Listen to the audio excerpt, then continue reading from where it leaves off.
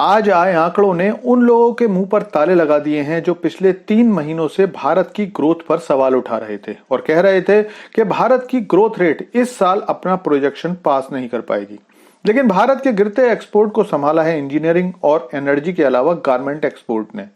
और अब एक्सपर्ट्स इस बात के लिए पूरी तरह से आश्वस्त हैं कि भारत ने जो एक्सपोर्ट के टारगेट रखे थे वो आसानी से पूरे हो जाएंगे। तो चलिए जानते हैं सारी खबर, लेकिन आपसे रिक्वेस्ट है कि चैनल को सब्सक्राइब कर लीजिए क्योंकि यहाँ आपको डिफेंस, फाइनेंस और फॉरेन पॉलिसी पर वीडियोस रोज मिलते हैं।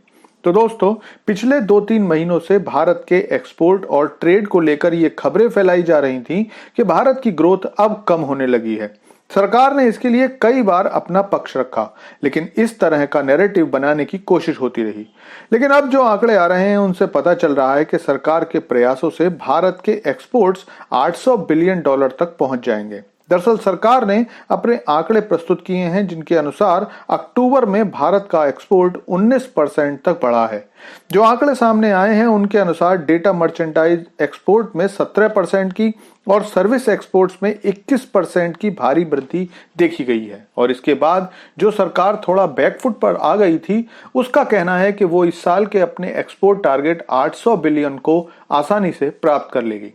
सरकार ने बताया कि अप्रैल 2024 से अक्टूबर 2024 के बीच भारत का कुल निर्यात $468 बिलियन रहा, जो हर साल लगभग 7.25% की दर से बढ़ रहा है। और यही सिलसिला जारी रहता है तो भारत अपने टारगेट को आसानी से प्राप्त कर लेगा।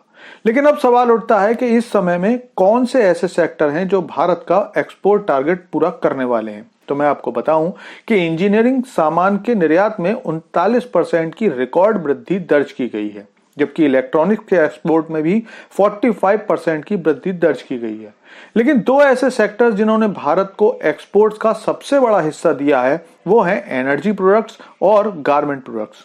दरअसल बांग्लादेश में जारी कई महीनों की अनिश्चितता ने भारत का जबरदस्त फायदा किया है।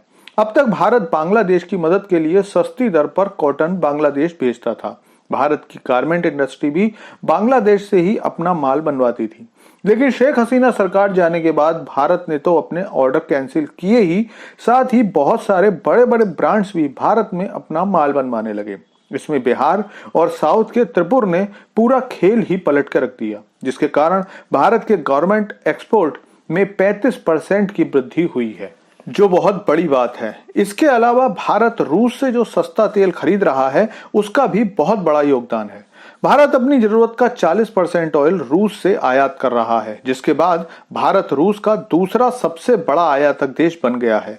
और इसका रिजल्ट ये निकला कि भारत अब यूरोप के 17 देशों को पेट्रोलियम प्रोडक्ट्स एक्सपोर्ट कर रहा है, जिसकी वजह से भारतीय सरकार को अब भरोसा है कि भारत का एक्सपोर्ट 800 बिलियन पार हो जाएगा। लेकिन इस दौरान भारतीय इकोनॉमी के लिए एक बुरी खबर भी है। व्यापार घाटा 2024-25 में 60 बिलियन से बढ़कर $63 बिलियन हो गया है। कुल व्यापार घाटा जो 2022-23 में 121 बिलियन था, वो 2023-24 में $75.6 बिलियन हो गया था।